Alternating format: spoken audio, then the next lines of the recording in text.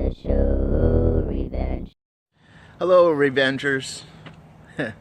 It's funny, ever since I saw Batman vs. Superman, I've been kind of trying to make up for it by watching all the Marvel films, starting with Avengers, then Age of Ultron, then what's the latest one I've seen? I think the latest one was, it went from Deadpool and then to Guardians of the Galaxy, which I actually found I love Guardians of the Galaxy. It's such a great movie. Like, I was hoping they would actually reference the ship that was at the end of Avengers 1, the first Avengers movie. But I couldn't, I'm still trying to figure out what that ship was and where it came from. And I think maybe it was probably ran by Thanos. Man, Thanos, he looks so great in Guardians of the Galaxy. I feel like Thanos is pretty badass motherfucker. Yeah, I've just been trying to make up for Batman vs. Superman for the longest time, and it's been a struggle. But I feel like, man, I really hope this Justice League thing pulls off. I just saw some of the images they released from the Justice League thing. They had the whole, squad, Cyborg in the middle. I have a picture here for you. It looks great, man. It looks really good. They say that Superman is not going to be in this one.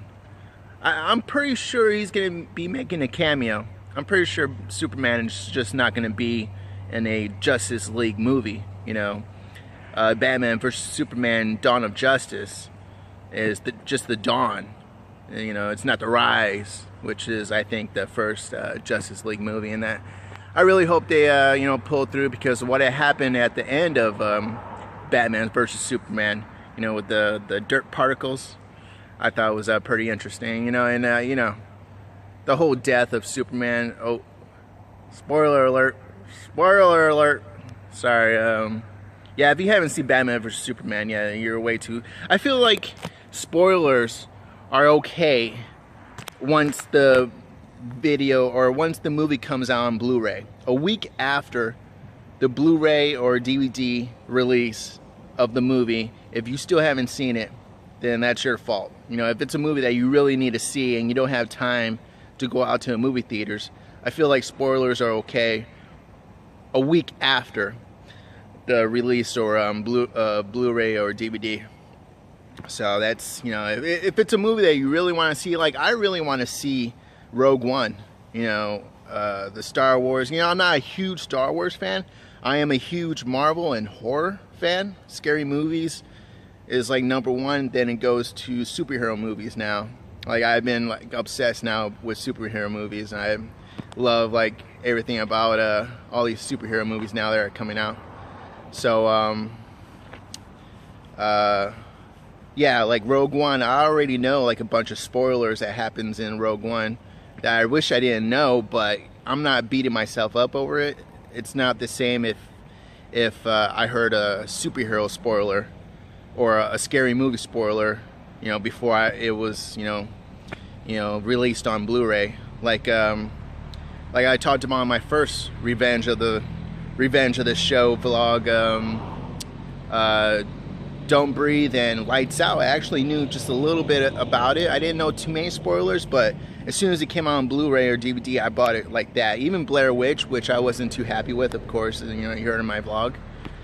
But yeah, Rogue One, I can't wait to watch that. It should be pretty interesting, and the whole Star Wars saga I think is a pretty interesting thing. I'm not obsessed with Star Wars, but I am obsessed with superhero movies and scary movies, so that's kind of like my forte that I try to keep up on.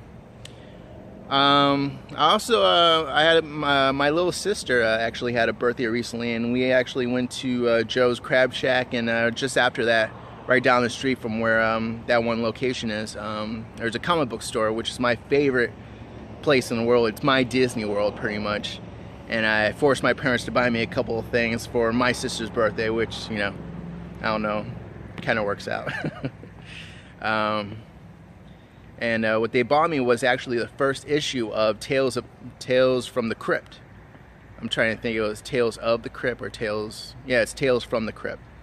And this is actually the original thing where I guess they based the English movie off of. I don't know if it's from Britain or if it's some sort of, I know it's some sort of English accent speaking country that they filmed this original Tales from the Crypt from 1972, which is pretty interesting. It's 10 years before I was born, so, and I still love it. It still has its juice, and I remember the first time I saw it, I actually jumped at a few scenes, and even watching it now, I kind of remember those scenes, like, you know, and it still kind of has that same, I feel like it still holds up.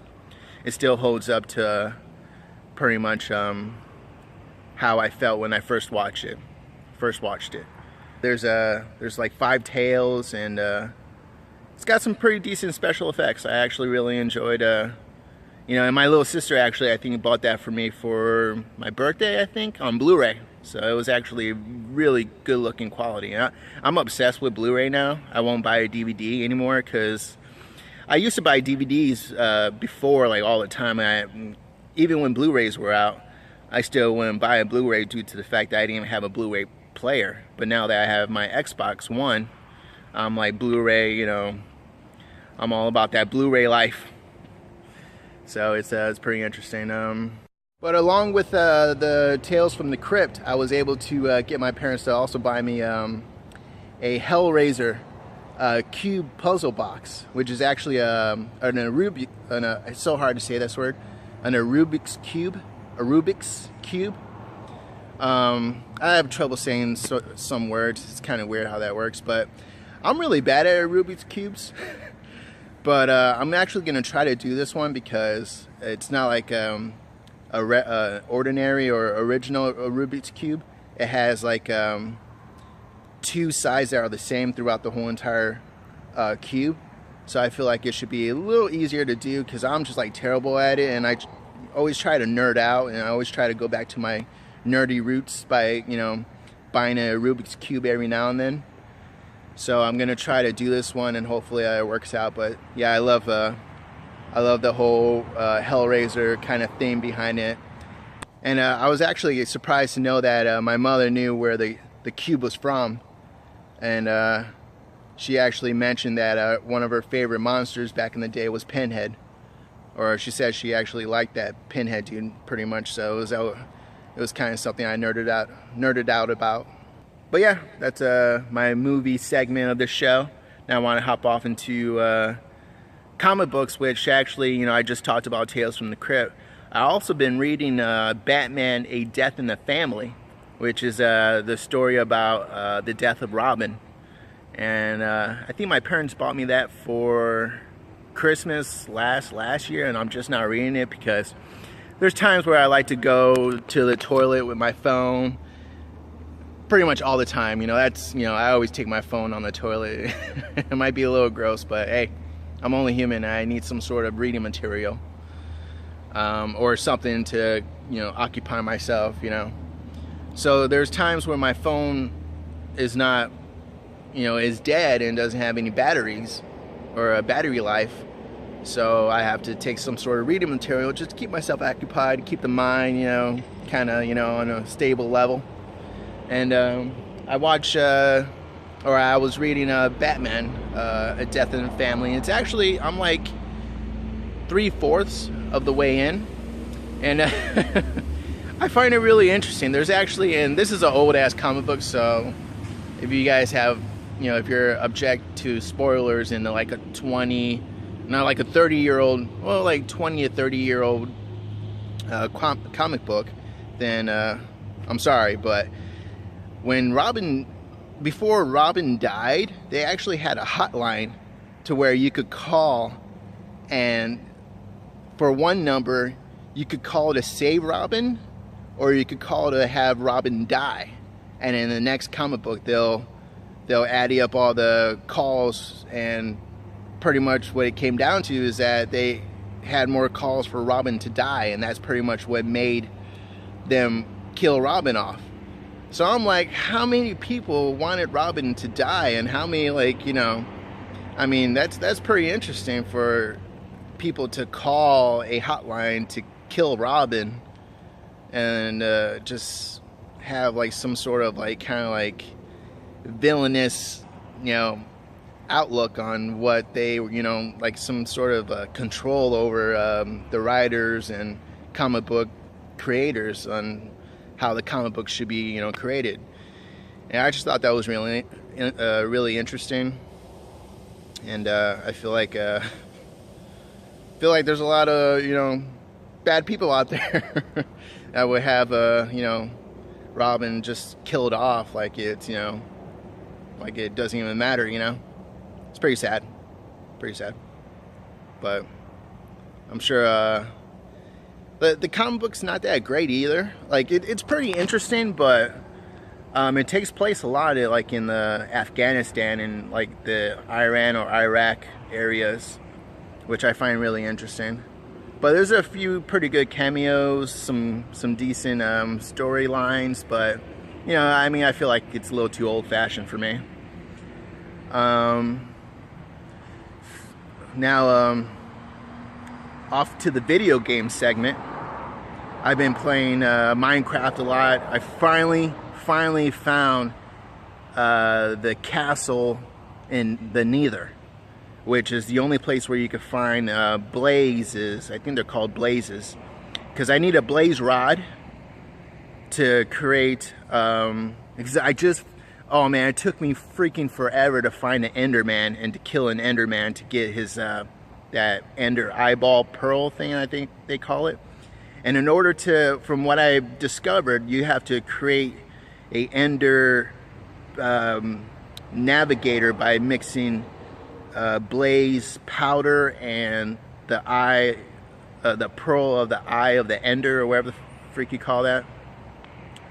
And once you mix those together, the eye of the beholder, I think it's called, or somewhere like that, it's supposed to navigate you to the stronghold, which is where the portal is to go to the end.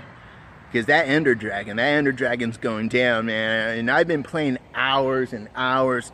I feel like this is like the perfect game for me to play at work, because I work 10-hour shifts, and oh man, those 10 hours breeze by when I'm playing that game. It's a gift.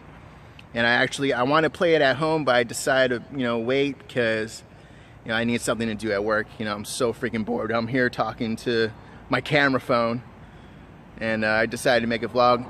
And I noticed I got like a herpy here. It's actually 2 little pimples, like making friends, I guess, on my face. I've been eating a lot of fast food recently because I'm trying to, you know, kind of stock up before I go back on my detoxing, because I plan on, you know, detoxing, I think Monday, tomorrow, which is gonna suck, but yeah, I feel like I need this. You know, for 20 years I've been medicating, so I feel like I gotta create a balance to keep the, you know, to keep the mind and the chemicals in my brain balanced out. You know, I feel like I'm enjoying life too much. I gotta create some self-discipline. All right, thank you for listening. You guys have been awesome. Check you later.